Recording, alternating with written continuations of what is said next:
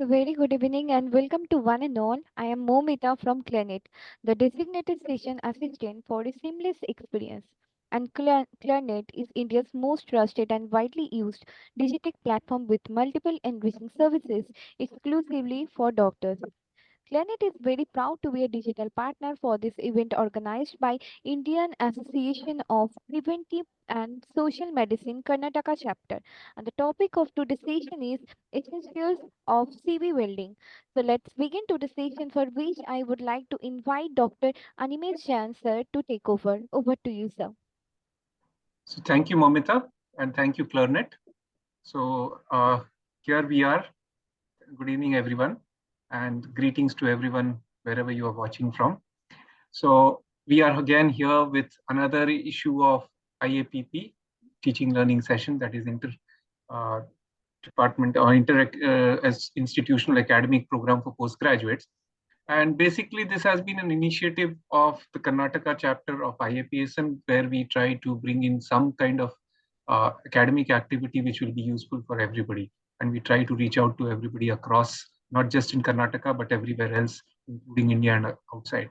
So before I go into the program and introduce the speaker to you, I would like to invite Dr. Poonam, who is the current president of IAPSM Karnataka chapter, to say a few words, and then we will start with the program. So Dr. Poonam, over to you. Yeah, thank you, Dr. Animesh. So as Dr. Animesh mentioned, this particular activity of ours is one of the academic activities or platforms of IPSM Karnataka chapter. And with this online mode of discussion, we intend to reach out to a larger number of participants, which could include postgraduates as well as faculty from the different parts of the country. So this online mode has given us this particular opportunity.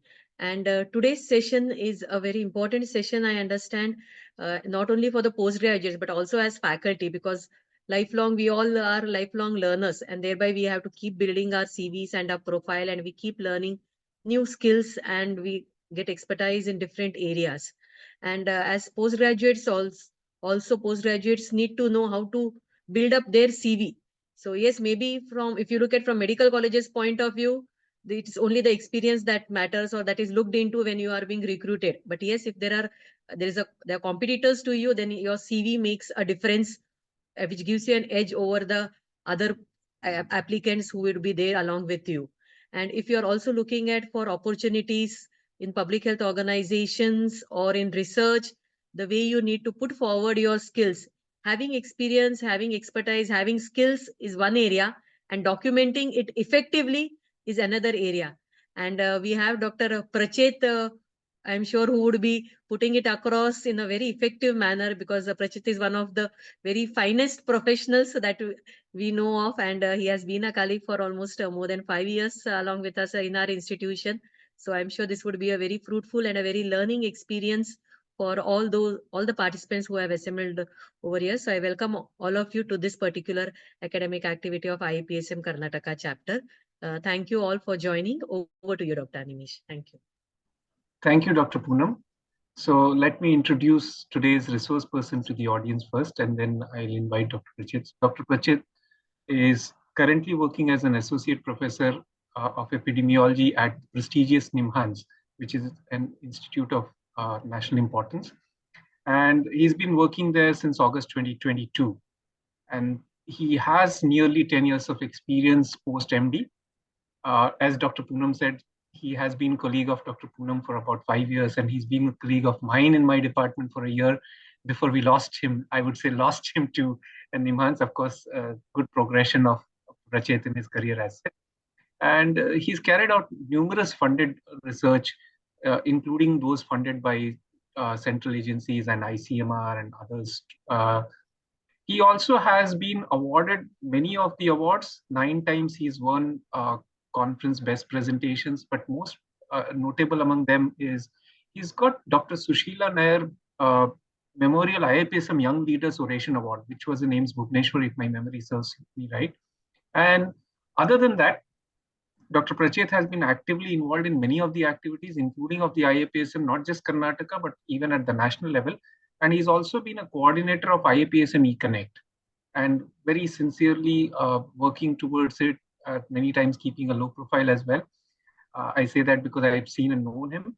And very happy to say that recently he has been unopposed elected to the IJCM editorial board as well from the South Zone of IAPS. So with that brief introduction, let me introduce Dr. Pracheth to you. Dr. Pracheth is going to tell us about essentials of CV building, and he has quite a few interesting things even to demonstrate, as I understand, as per my discussion. So just stay back, watch, and then keep your questions as well.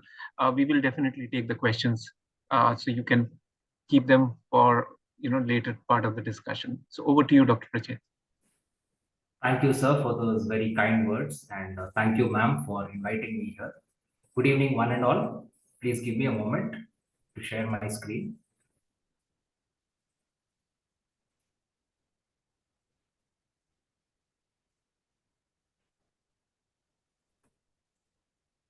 So I hope my screen is visible in the Yes, slide. yes.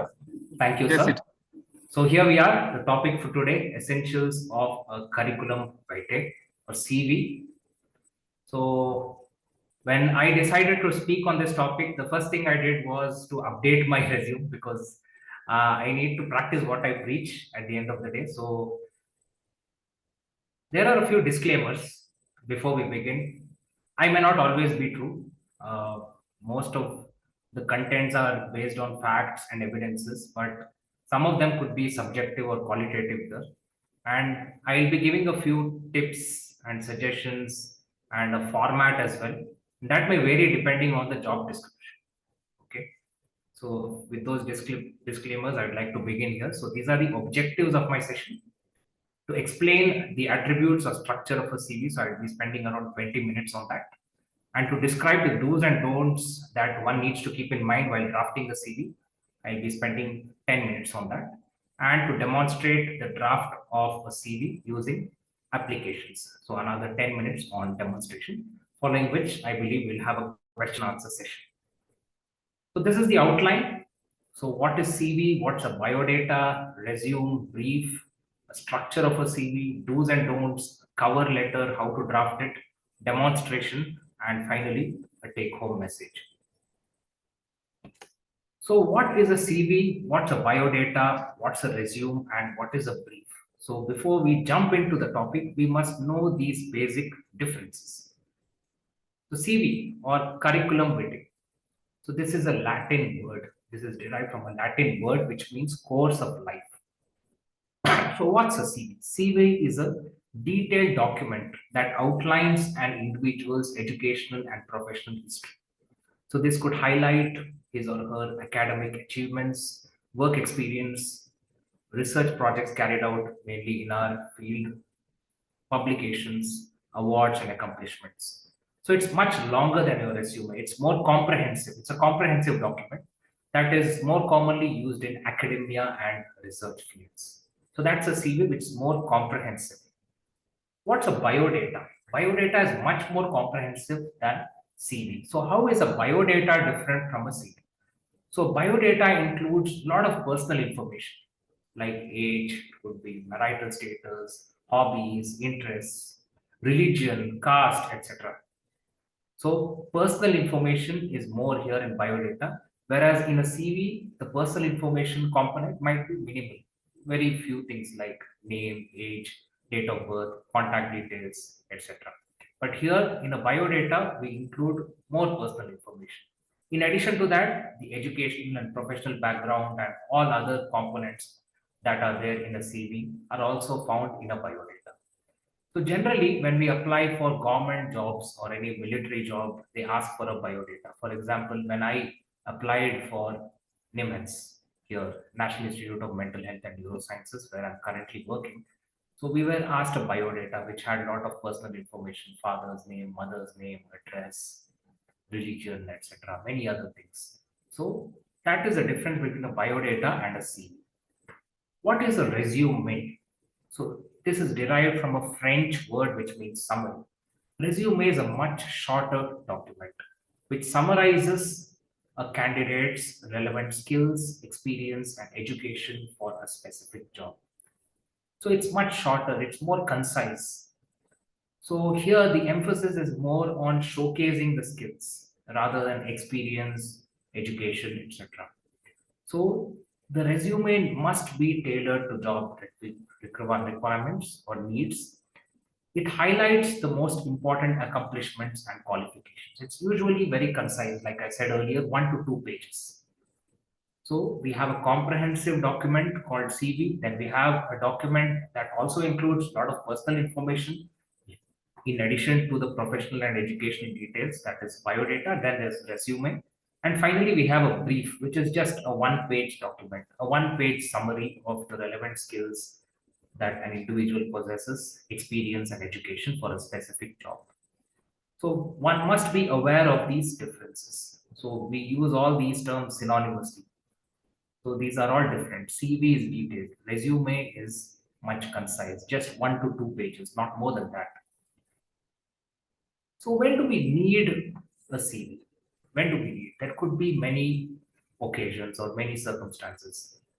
First of all, when we apply for a job, a new job, recruitment. Then comes promotions.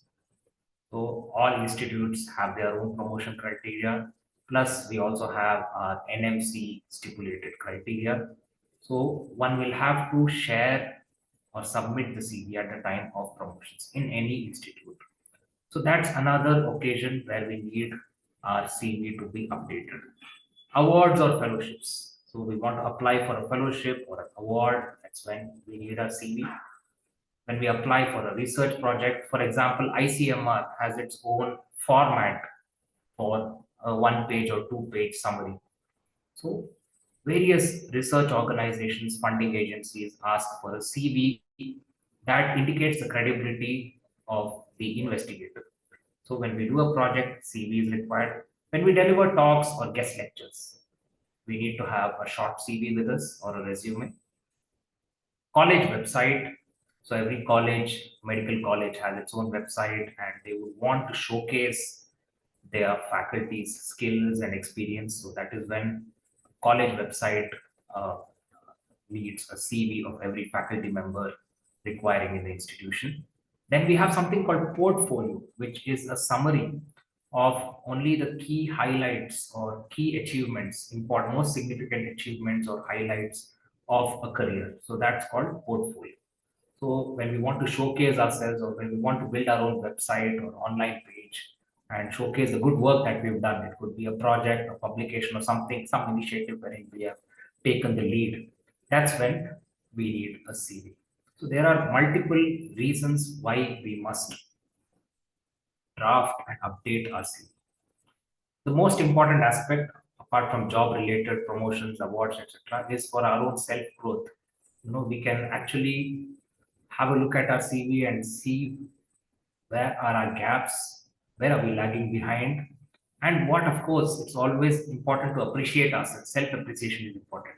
So it's always important for us to go through our CV and see what we have achieved and what else we can do in our professional career. So that's why CV is very important and it's not an option anymore, it's a need. We all know that many graduates or many postgraduates come out with MD community medicine, they need to do SRship and then assistant professorship.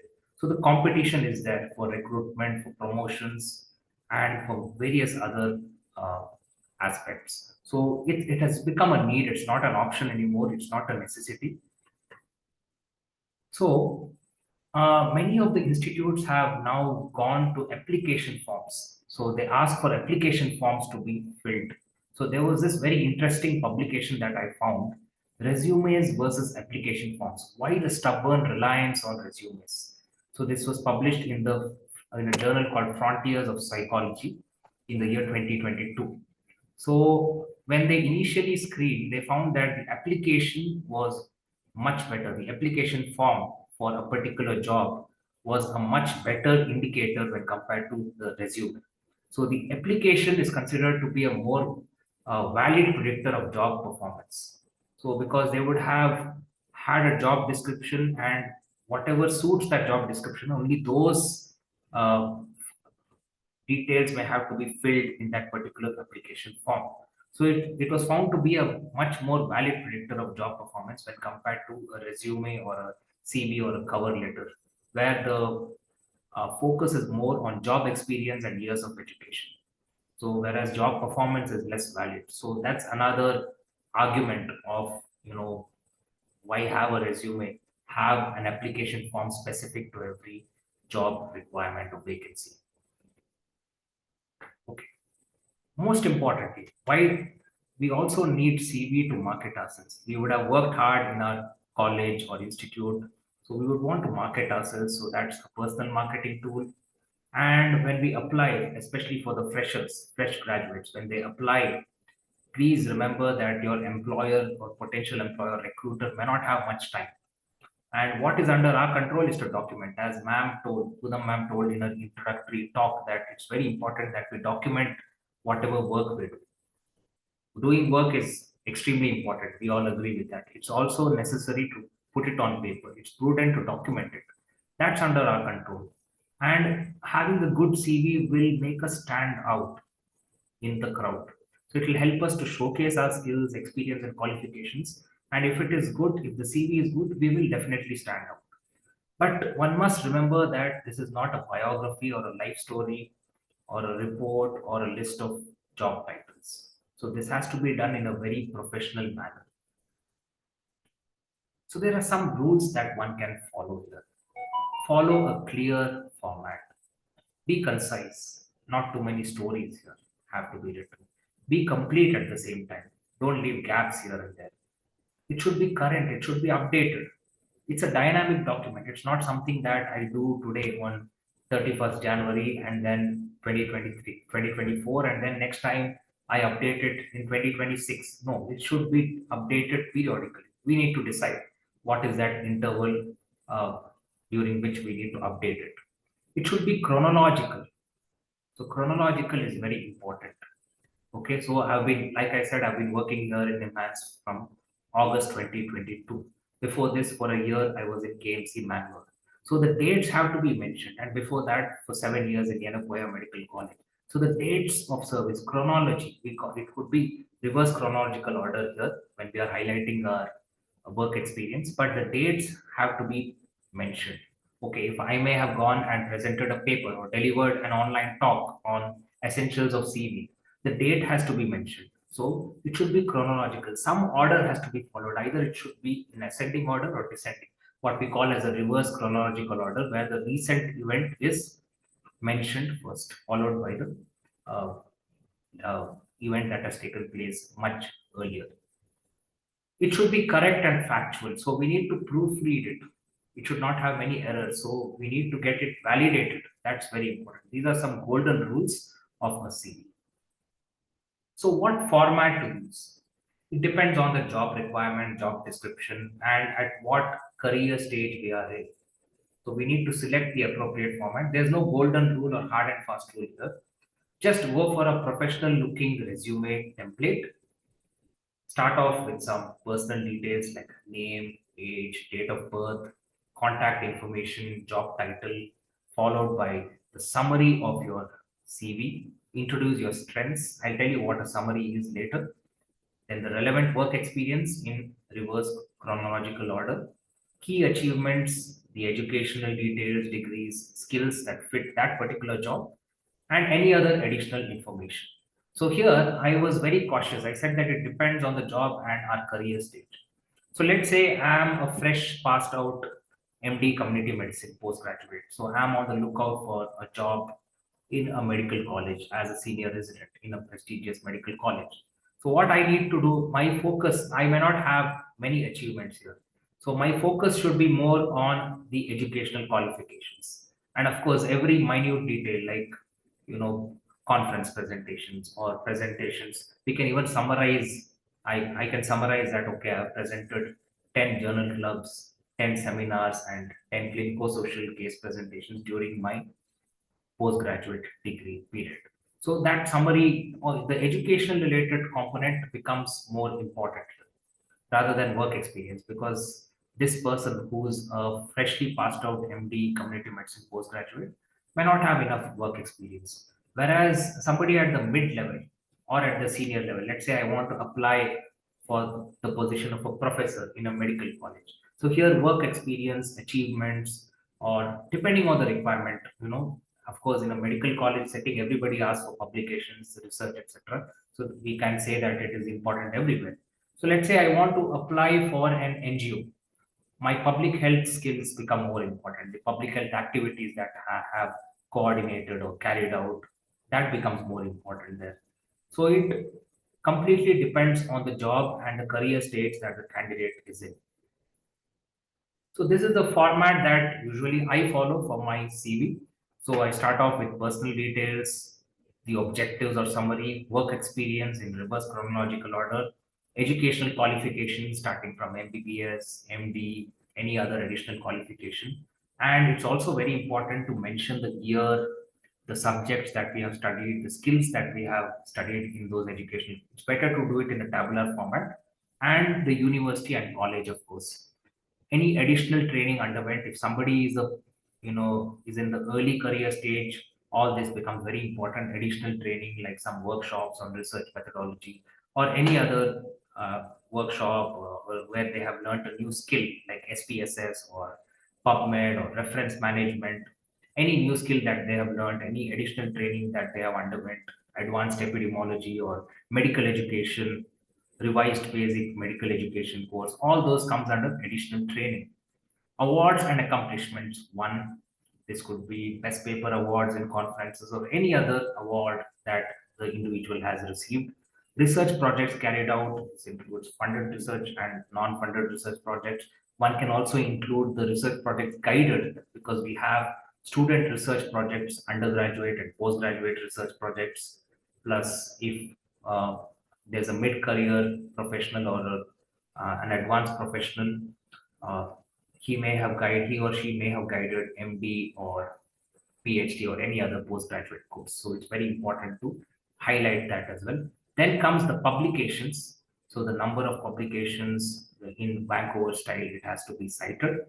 We can also add our H index, look at our Google, insert the Google Scholar link, or even add our Thomson Reuters ID or research, any other researcher ID for that matter, Scopus profile ID. That all can be added in the publication section. So publications are not restricted to journal articles alone. It could even be uh, chapters in textbooks, or one may have even authored a textbook. So that also needs to be highlighted. One may have also developed a manual as a part of a project. So even that comes under publication. So it's important to have subheadings like journal articles, textbooks, or chapters in textbooks, or monographs, or manuals developed. Then comes conference presentations. So if the conference presentations are too many, then it is one need not specify each and every presentation. One can just summarize saying that 10 oral presentations and 14 poster presentations carried out in various international, national, and state conferences. If you have enough space, you can mention or list each of those conference presentations. So it's very important to mention the date, like I said earlier, and the venue where the conference was carried out.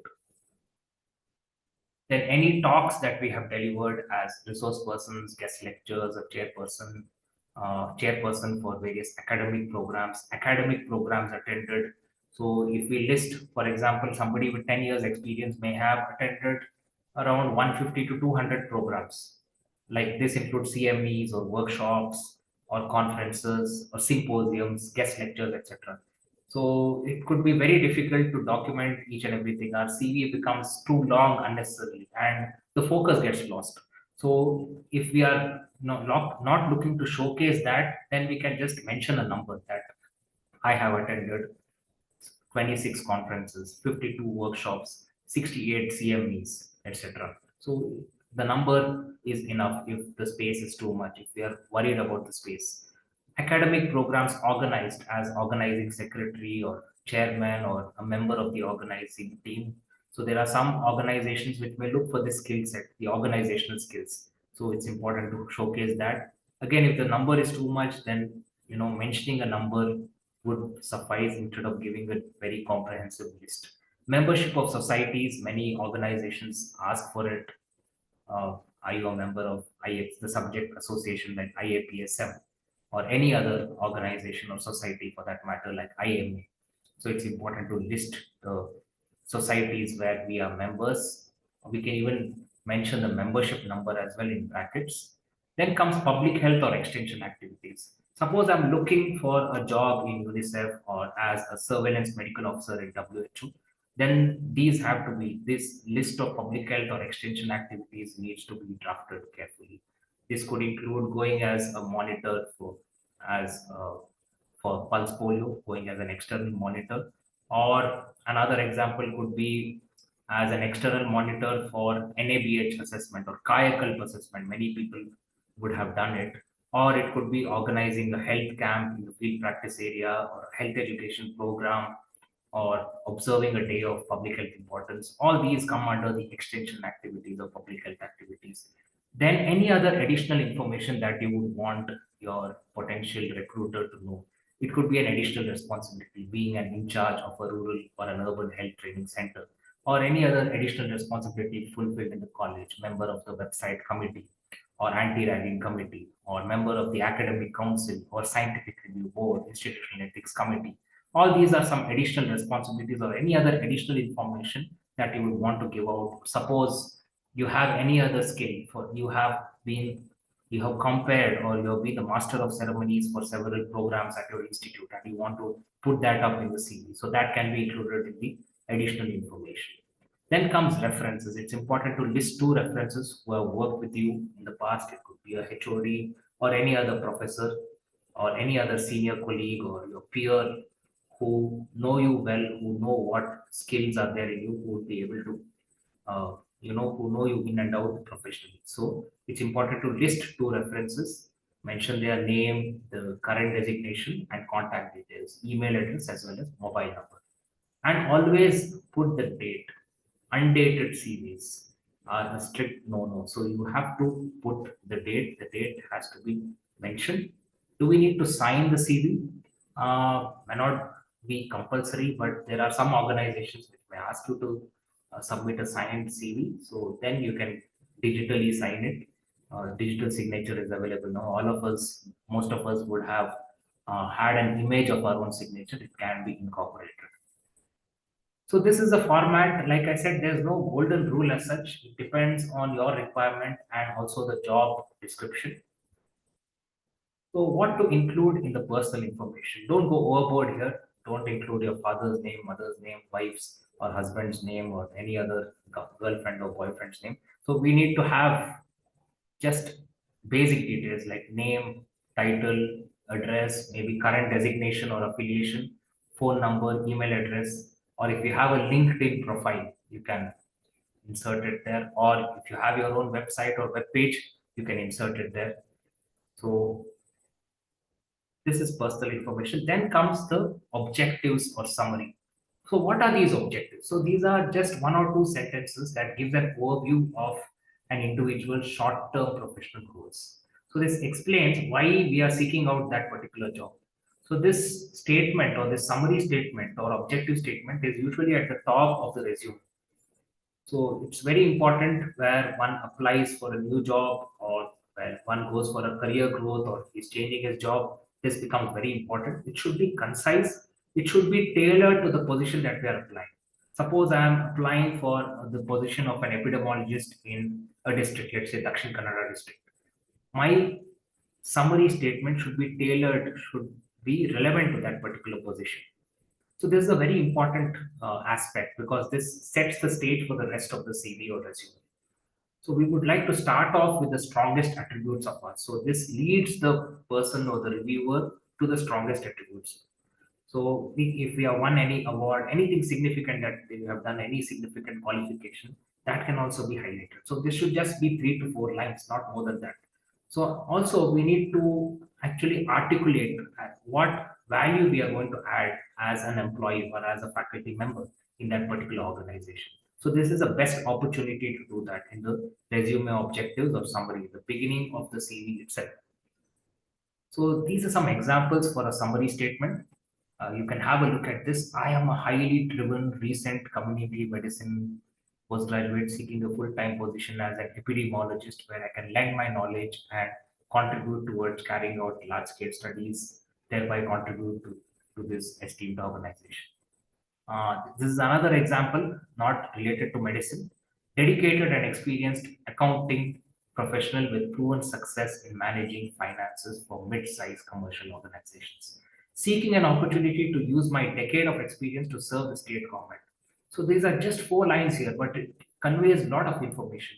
So we get to know that this chap is an accounting professional and who's been successful in and he's managed finances in several organizations and he has a decade's experience and he is seeking an opportunity to now contribute to the state government.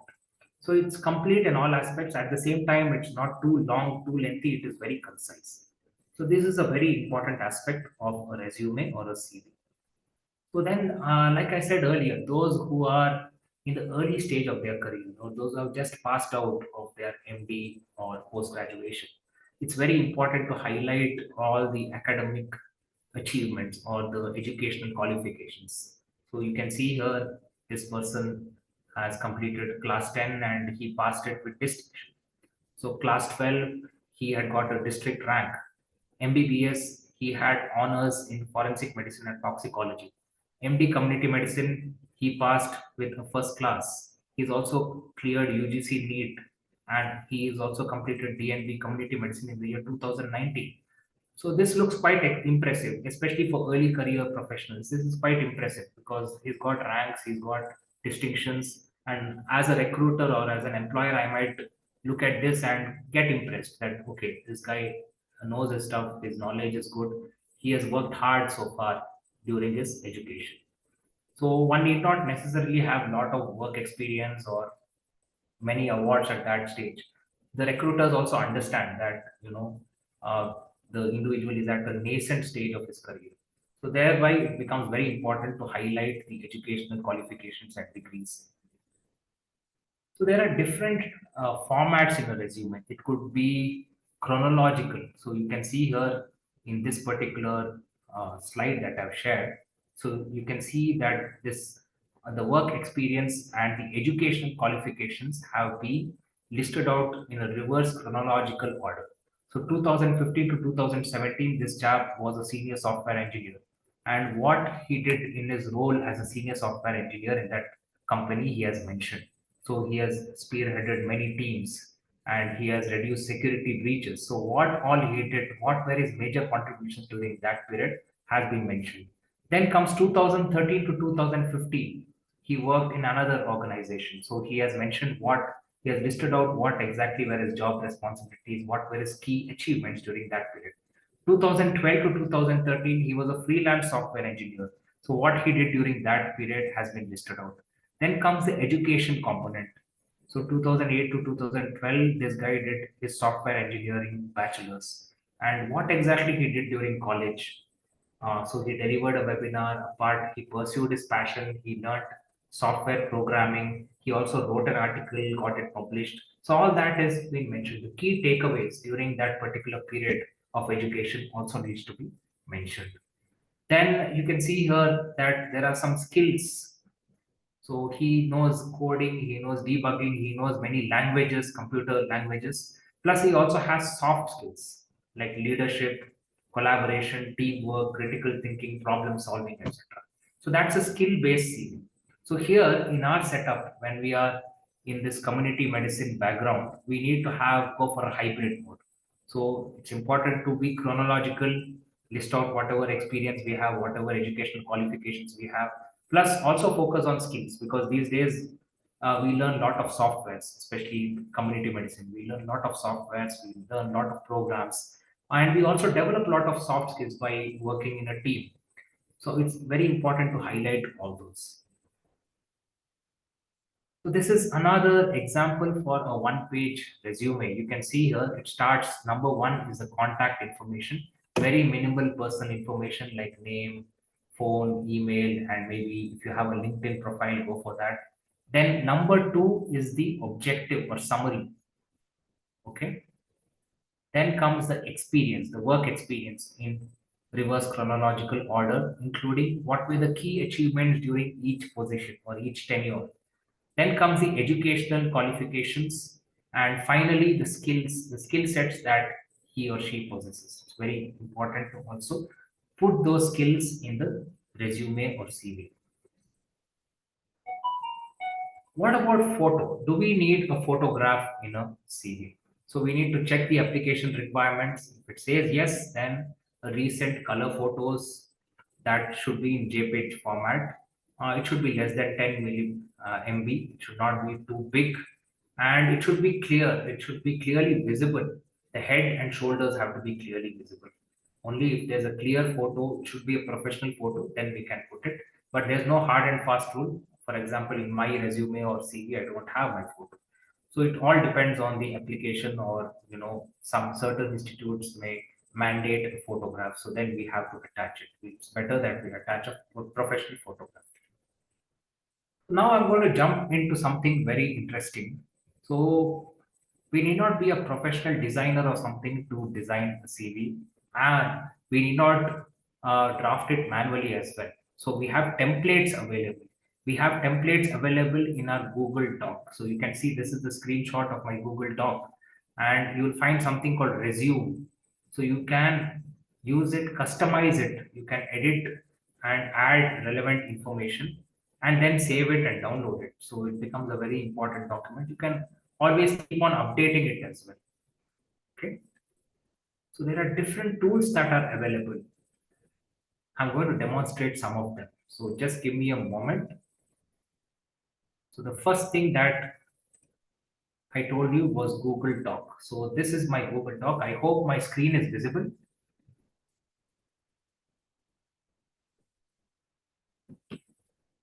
Yes, sir, it's visible, sir. Thank you. So I'm going to sign into my Google Doc now.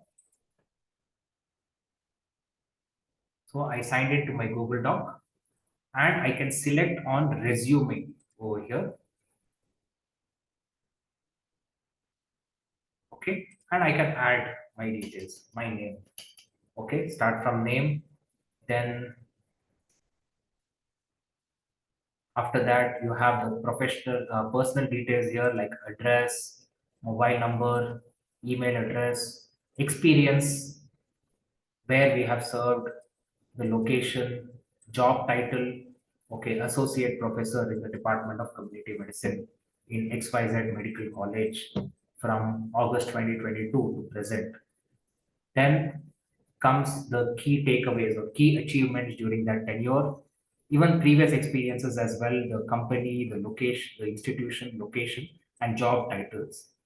Worked as assistant professor in ABC Medical College for from March 2021 to August 2022.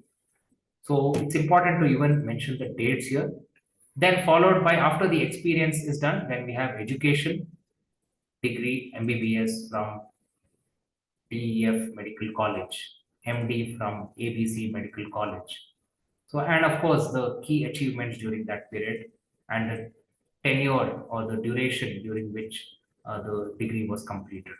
Projects, any projects that you have done, or you can even put out your publications here, number of publications, the skills that you possess, okay, analytical skills using SPSS, R software, PubMed search, reference management, or any other software you know of. Or it's not just hard skills that we're talking about. It could even be some soft skill like leadership. If you have had some experience in leadership or administration, you could even highlight that, teamwork, collaboration, etc. Major awards that you have won during your career. If you don't have, don't worry about it. It's just a template. We can customize it to our requirement, languages known. So this is how a resume in a Google Doc format looks like. There are different templates that are available as well. We can always select the template. So this was serif template. We also have something called coral template. So let me go to the coral template. So this looks slightly colorful when compared to the previous template that I shared. So you can use one of these templates as well. Then there's another app. I'm sure many would have heard of something called Canva. I have now logged into my Canva here. So this is how my Canva profile looks like, and you can click on something called resume icon. So you can either create a blank resume. When you create a blank resume, it takes you to a separate page, and you can build it part by part like this. Okay, or use a template, use some template, and you can click on the edit button here, and you can edit it. So let me just show this. There are multiple templates available here. Let me just click on one of them just to try. So you can see here this particular lady's profile or resume is here. Her name is Chad Gibbons. She's a graphic designer. Her contact details, professional profile, education, expertise, language, interest. So if I'm happy with this particular template, I can use this. It can be customized. I can type my name over here. I can delete her name, type my name. Okay. I can delete her photograph and add my photograph and then customize it to my requirement. So that can also be done. So we can use one of the templates over here, which are all good. You can see none of them are too flashy over here. So they are all quite professional. So it's important to select a professional template and edit it. So that can be done even using Canva. Then we have many other applications that can help us in building a resume. So we have something called Zety, Z-E-T-Y, zety.com. So you can try the resume builder. It says create your resume now. So I'm going to click on that now. Let's see where it goes. Okay, so you also have a template design. So you can choose a template design now or choose it later. So I'll choose one of the template designs and go forward. And then it asks you for two options. Create a new resume where the application will help you create a resume step by step. Or if you already have a resume, you can upload it and the application will reformat it and fill in the information so that you don't have to take that headache. So here I already have, suppose I already have a resume. I can browse,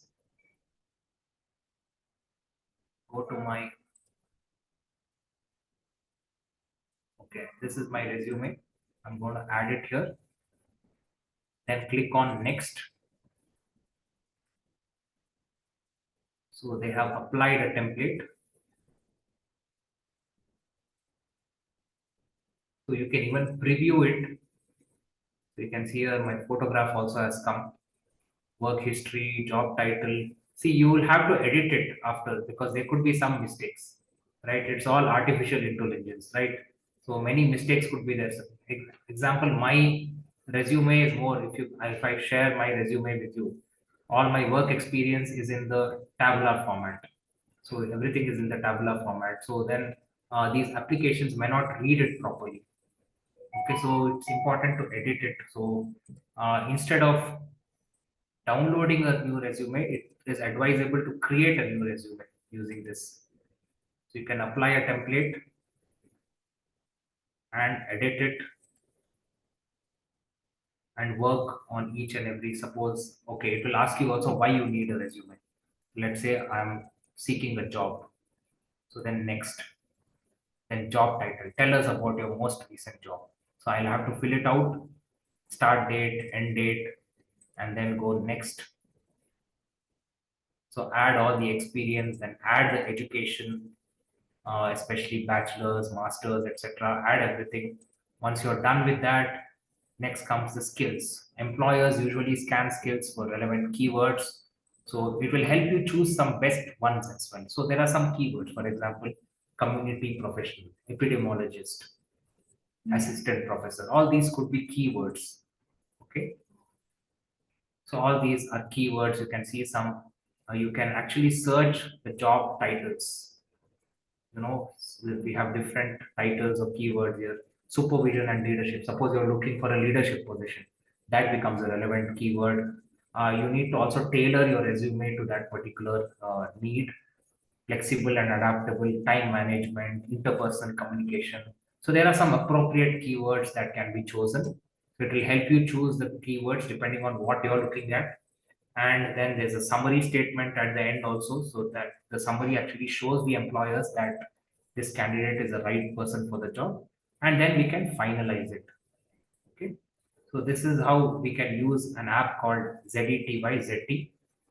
So similarly, we can also create something called portfolios.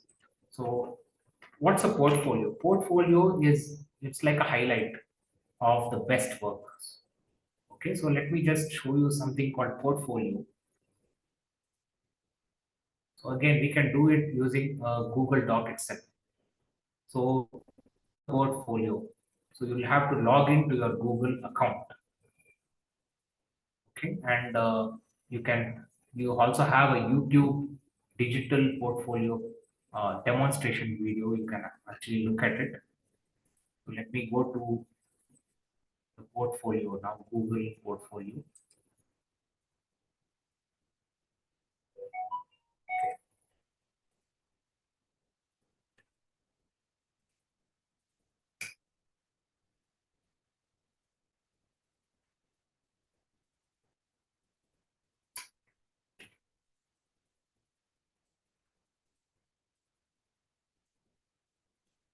Just a minute.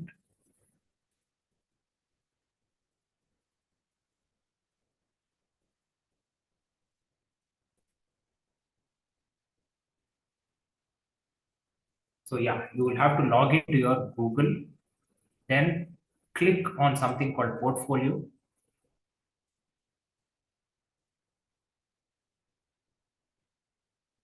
So this is the portfolio. Portfolio is just a highlight of the best work. So hi, I'm so and so. I'm an associate professor in this department working in this medical college. And you can add your photo if you feel like.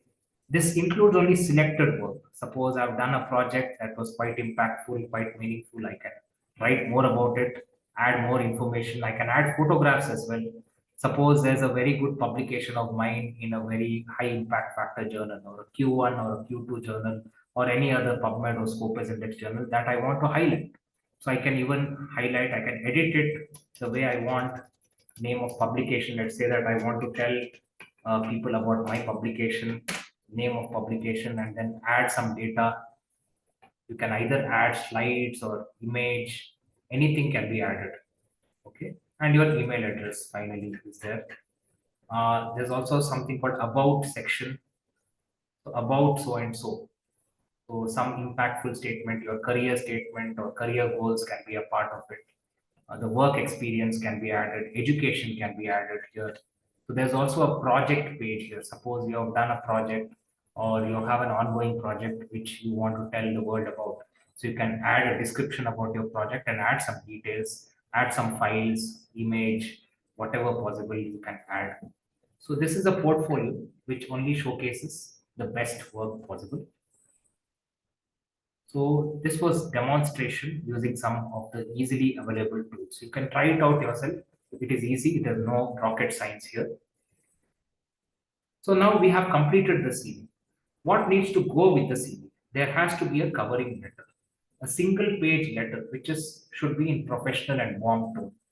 So it should open with an introductory statement stating the specific position that we are seeking and describing our interest in joining that particular organization.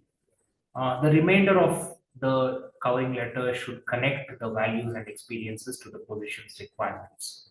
So here we may have to highlight some of our skills. It could be the hard skills or soft skills like communication, teamwork.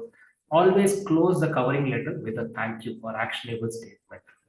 For example, I'm available to discuss this opportunity with you further, and I look forward to hearing from you. That could be an actionable statement. So, for example, if I'm applying for the position of a professor in a medical college, so I'll have to address it to the dean or the administrative head of the medical college. Then all the etiquettes have to be followed here. The subject has to be written. Respected sir, subject application for the post of professor in the Department of Community Medicine in your esteemed institute. Then start off with the introduction. Introductory. I'm so and so working as an associate professor here in this college with nearly 10 years of post-MD teaching experience, and then try to highlight your skill sets. You'll have to actually quote that, okay, further to the advertisement in the newspaper regarding vacancy for the position of a professor in the Department of Community Medicine, XYZ Medical College. I'm hereby applying for the same. And then showcase your skills and close with a thank you. So I'll be looking forward to hearing from you. Looking forward to a positive response from your end.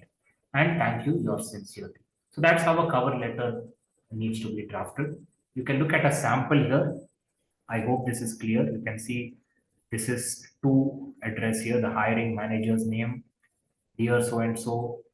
Then the first paragraph should contain a self introduction, who you are, what's your expertise, and what job are you seeking. The second para should respond directly to the job description, describe how your skills and experience, expertise, abilities help you to meet that particular company's demands or needs.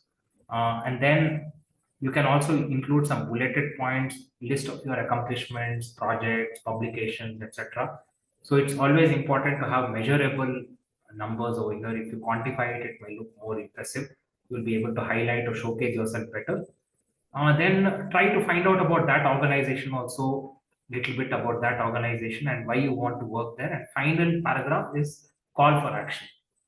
So you need to inform the recruiter that you'll be happy to get interviewed. So give them your contact details and end it with a thank you. So this is a cover letter. This must always accompany a CV or a resume when we are looking for a job. So there are some do's and don'ts.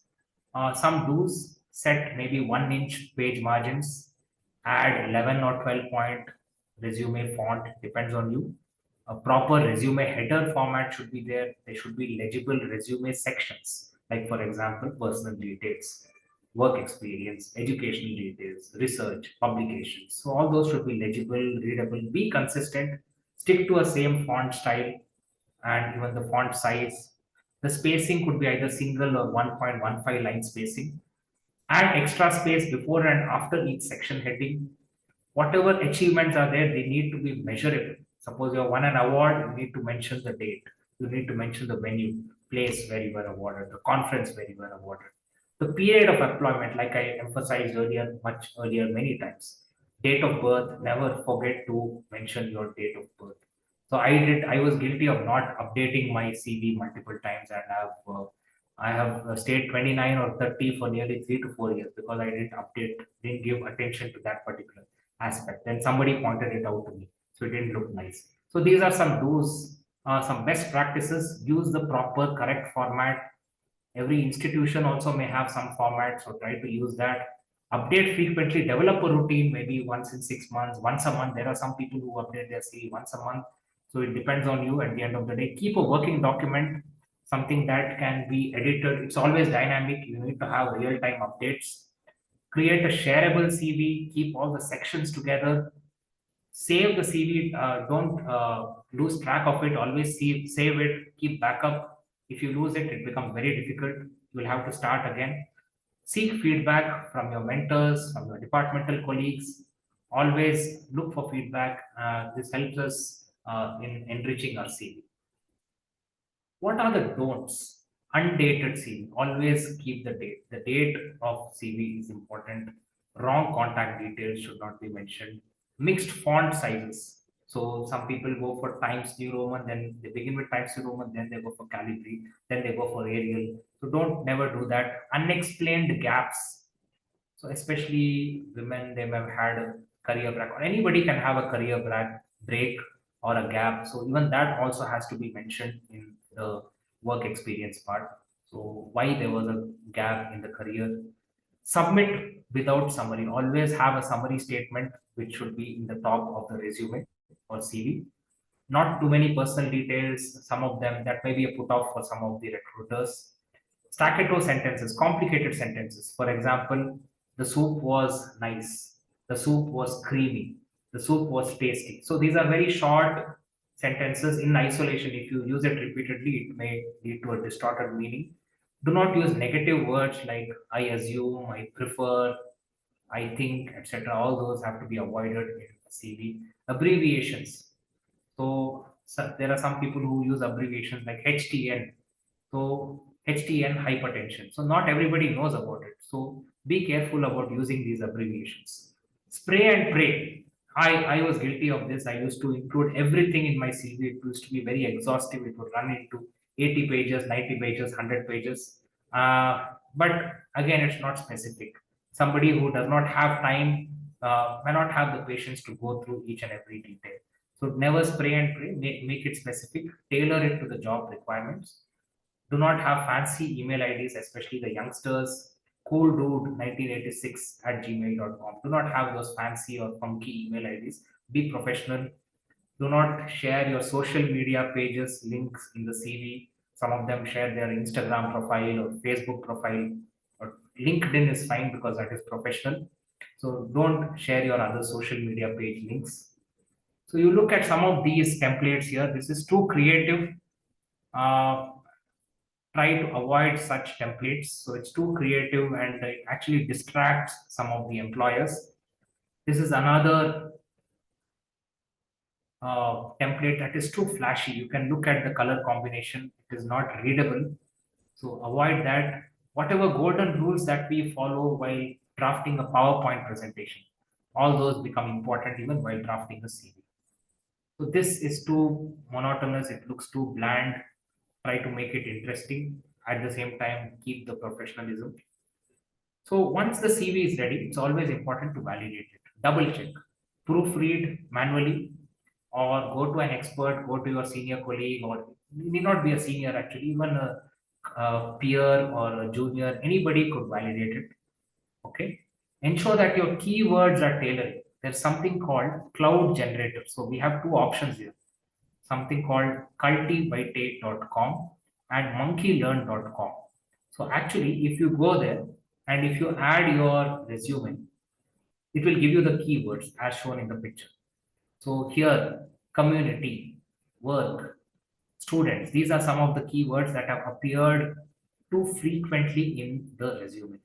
Suppose I'm looking for training. I want my training related skill to be highlighted, or the number of hours that I put in my work, in my daily work to be highlighted.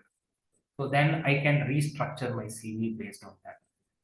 Okay, so this is something called keyword checking, keywords tailoring. It will help us tailor our keywords to that specific job description, especially those who are looking for opportunities in organizations or NGOs, WHO, UNICEF, or any other organization. It's important to tailor the keywords.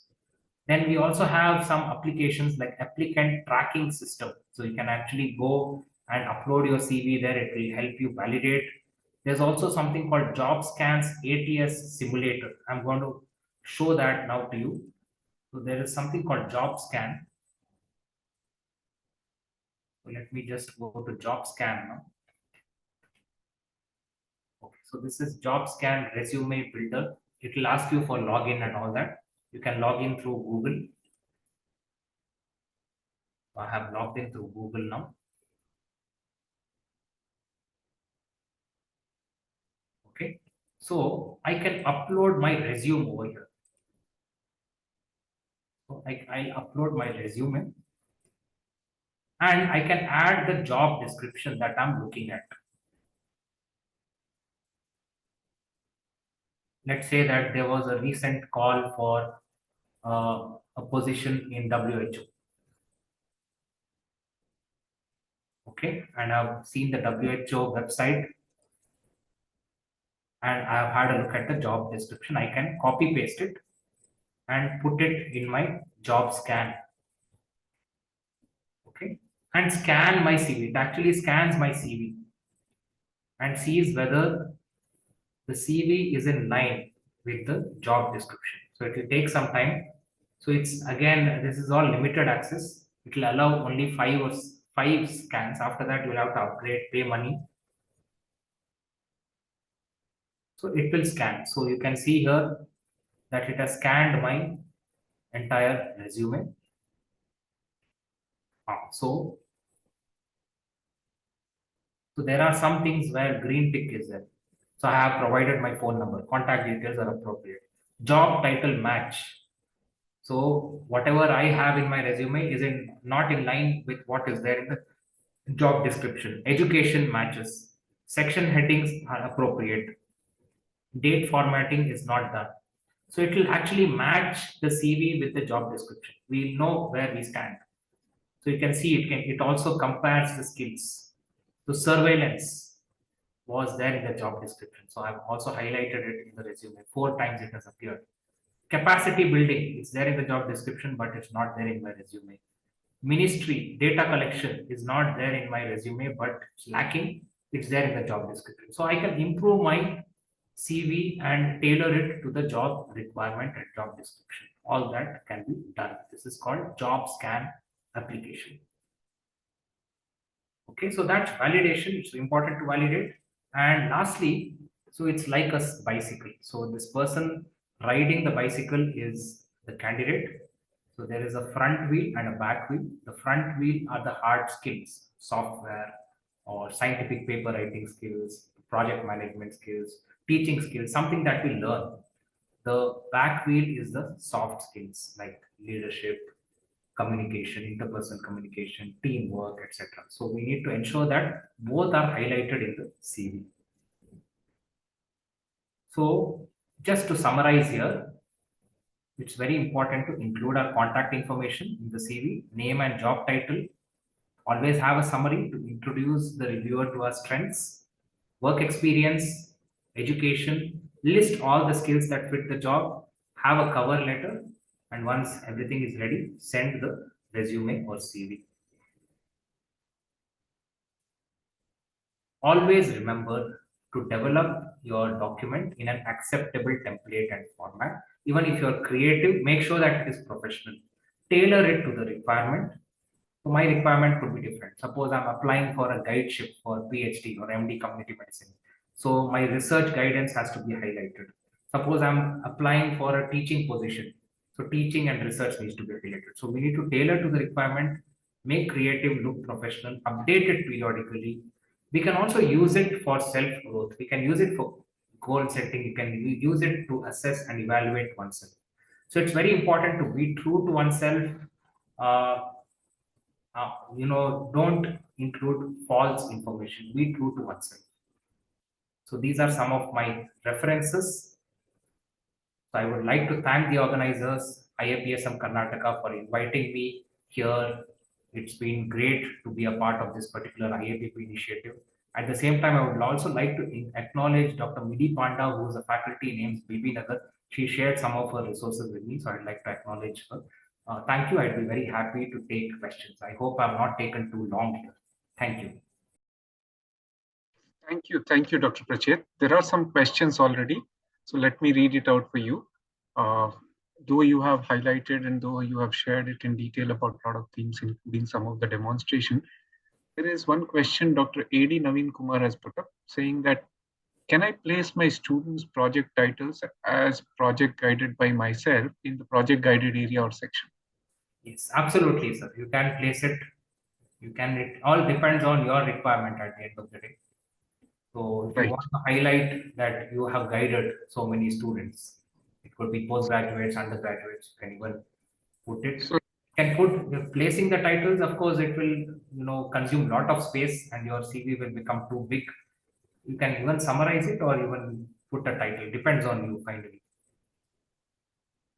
right. So Dr. Kirtana Ramamurthy wants to ask, for a fresher PG, postgraduate, what is the work experience that they can put on CV? So what you have done during your 3 years of postgraduate MD community medicine. So you would also be working as a If I can interrupt you, there's a similar kind of a thing by Dr. I saw a similar kind Yeah, of a question, sir. exactly. So he wants to say that we are designated as tutor or junior resident during the Yes. PG. So will this also be counted as a work experience, or can Yes, we make it will be counted two because can be clubbed and answered? NMC actually mandates it to be shown as postgraduate tutor, right? So then you can even highlight that as work experience. You would be taking some classes, practical classes for the undergraduate, so that can be highlighted, or any other work like that you have done in your field practice area or health centers, that also can be highlighted in the work experience. I think even sometimes they are going as, see, now we don't go much, but that monitoring Monitoring, especially external used to be pulse monitoring. polio and all external monitors, Pulse but now polio, we don't have. WHO. But any of those things or anything that they do, even sometimes they would have gone for a particular project or program. So that can be That during can also COVID be. times. I think we played different roles. Our postgraduates and us, we played different roles. So I think that can be highlighted as well. To add, I see Dr. Poonam has raised her hand. So yes, Dr. Poonam. Yeah, so especially for postgraduates, because I think this would be the apprehension that every postgraduate would have. Like, what do I put forward? So that would be picked up by the recruiters, or that would highlight their personal profile above the others. I think as community medicine postgraduates, three, four key areas are there, which I think all the postgraduates can section wise divide it in your CV. Academics, because all are involved in UG teaching, as well as your own presentations at CMEs or conferences. Then the next could be research related, which could be as your own research, either short research, dissertations, or where you would have worked along with your faculty research projects, or even in student as co-guides research projects. Then there could be service. Service again can be divided into clinical service, because many of them would be involved in OPD related services, either in the tertiary care hospital or in the outreach centers or in the camps. And also service with respect to public health activities, which could be either outbreak investigations or public health activities like associated with the WHO or any other public health organizations as surveillance or as monitor. So if broadly these types are being classified, it helps the recruiters also to know the skills that you would have gained as a postgraduate in the overall different major areas of community medicine Agree with discipline. you. So it's And basically. thank you, Dr. Yes. Thank you. So one more question, Dr. Pracheth. Dr. Amulya has asked, sir, which one is better, detailed CV or one-page resume? Well, again, it depends on your requirement. That's the best way to answer it. So ideally your one-page resume should be as good as detailed CV. You know, all the highlights, your skill sets, the accomplishments, etc., has to be highlighted. Right. So again, there will be different requirements, I think, and Different depending on that. requirements. Sometimes they want a very brief 1 or 2 page also. And Yes. in that case, we need to summarize and we should, I mean, just to add to what Dr. Prachit said, I would suggest, as Dr. Poonam already mentioned, even in your short CV, 1 page or 2 page, you should be able to highlight the various domains and what expertise you have in each area. So that becomes much better, because otherwise what will happen is, you may miss out. So don't over concentrate or under concentrate, or underplay something which you would have done. So I think you should balance it out. At the same time, make sure that everything is there. So they should be like, okay, this candidate looks good and we would want to know more about him or her. And that could be the idea, where they would want to connect and know that, okay, what else. And sometimes even in that, you can even put a link or something saying that, okay, for detail something, like they can look up. So that becomes a good thing to do, so that they will automatically be connected to that. So that is something which can be done. And maybe sometimes some job opportunities look for certain specific skills like leadership or teamwork, especially when it comes to NGOs. So at that point of time, maybe you can specify those certain skills where you would have been involved as a team member or as a team leader along with the students or along as a postgraduate team. So those specific certain skills, or especially NGOs, they have more of community-based field activities. So at that point of time, your field visits or community-based activities would get more priority. So try to reflect it out. So it would be a good habit to list down all the activities either in your logbook or maintain a separate diary as a postgraduate, so that when you come back to writing the compilation of your CV at the end of 3 years, you have a list of the activities that you would have done, and we do not miss out on any one of those, because each one would be important depending upon what work profile are you going to apply for. I would like to add something here, Dr. Poonam and Dr. See, even sometimes what happens is they may be a part of some clubs or some kind of activities. Like, see, we here in Mahe have a VSO, volunteer service Voluntary organization. service Some people have NSS. You were very active in your previous organization. So NSS, they've done something there. That also can be part of even community service as well as NGO. Dr. Poonam was mentioning, so that could be. And sometimes you may be a part of like organizations like Rotaract, or maybe Okay. Rotary or Lions, Yeah. whatever. So those can be also highlighted, Yes. because those are additional things. And I personally feel that some of these soft skills need to be highlighted. We sometimes underplay them, especially if you're applying abroad. They look at these things, including if you have some expertise or something you have done in a music domain, maybe in creative field. They look at that as well. So that's very important. So Yeah. that's something which we should, because we think that, oh, academic only I should portray only research. But I think these are also important, because this gives a very different facet of the life of the person. True. So So maybe so we can that's have a section called additional information. So all these exactly. can be put there. Yeah. Right. So that's coming up, in fact. I don't see all appreciation. I have very interesting. See, today when I was like, breakfast time, I was looking at Hindu. I'll show you. There is one section which comes opportunities, right? You see this? This is, I'm not sure how many of you can see it, but it says, is the writing on the wall for plain text resumes? Very, very aptly timed for the webinar today. So what it says is, basically it says that many of the recruiters, in fact, Canva commissioned a study of 5,000 people, okay, across different countries: US, UK, Germany, Spain, France, Mexico, Brazil, and India. And what they say is that 81% of them, the hiring managers, they feel that the text based resume has a very bleak prognosis. And they say that next 5 years it will become obsolete. And they are more for a interactive or image based, and those visual elements and graphics and Online. colors. Yes. So that kind of a CV should be coming in. And in fact, they say that quite a few of them, the job seekers, 52% of the job seekers are actually using digital portfolios, which have become kind of common over the past year. And they've also advocated for saying that, this what we should also do is, we should also, you mentioned already, we can take help of AI. Okay. Only thing is, I would like to caution that, AI can help us, but we should be cautious, because ultimately sometimes it goofs up as well. So Suppose, that, yeah, we'll have to blend it with human natural intelligence. yes, absolutely. Because ultimately it is my CV. So I am responsible. Yeah. One more question, though, Dr. Pracheth, you had referred and you showed portfolio. Now, see, we've also got this portfolio and some of these postgraduate documents that have come from the NMC recently, the changes in the curriculum, they talk about portfolio, though they don't go at length. So, do you think that there is a role of portfolio which is curriculum based also to have something to do with CV? Do you foresee some kind of Absolutely.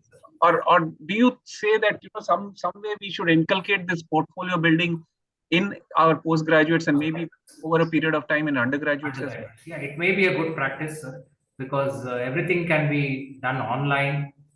And especially the reflections part, I've seen some of the other universities abroad doing it, wherein the reflections, of course, will have to be, it's a part of the CBME, where the student will have to go through an activity or learning process and put reflections. So all that can be added to photographs or any other qualitative component. So I see that as a very useful tool, the e-portfolio. Okay, can we include experience of DRP in our CV? Dr. Kavita Manjrekar is asking us. District residency program. Yes, Yes. maybe somewhere in the public health work, have a section on public health activities, or as ma'am said, clinical activities. District residency program is something that they have been actively involved in, so it can go in. But then in Definitely, district, because DRP is something which is newly introduced, and it tries to address a list of competencies which are different from that which are being taught in the otherwise traditional curriculum that was being happening. So that would definitely be useful, Add value. and It that would will have. also needs to be addressed in your CV, which should be highlighted. and I think there also, because DRP again is different at different places as of now, because we are still in the initial stages. The nascent stage. Yeah, and what is also happening is the structure of the program for different specialties also may be different. So what you could do is, you could break that down and highlight things. You can say DRP, but in that also what has been done, and I think you can call out those things as well. So What suppose you skills you have learned, or yes, you what went for a camp, key takeaways. Yeah. and if it's a medicine postgraduate, that also becomes a kind of a activity which is not probably like highlighted many times. So that could be some just an example. So I think that Or can be. probably as a community medicine postgraduate, if you have conducted a delivery in the district hospital, Yes. So I mean, that could be something or some other program that you have managed there at the district hospital. That would also be In some of the states with DRP, the postgraduates of community medicine are involved in observation of the health system functioning with respect to Right. certain guidelines like IPHS standards or Kayakalp and many more. So that would give you a different experience which would otherwise not have been gained through the routine curriculum. So that would be something that can be That may definitely be highlighted. related. Yes. I don't see any further questions here, and I believe, of course, we've had a very fruitful 1 hour 20 minutes approximately. I don't see, and I see a lot of appreciation. So, thank you everyone for joining. Anything else, a closing or maybe parting statement, Dr. Pracheth, you would like to say? So yeah, it's been a wonderful evening. So I'd like to thank the IAPSM Karnataka office bearers, Poonam ma'am, Animesh sir, Dr. Asha. So all of you have invited me here. So it's been a very great evening. At the same time, yeah, I hope the topic was useful. I can see a lot of appreciation, but if there's anything, any feedback, constructive feedback, anything that I need to improve on, please feel free to share.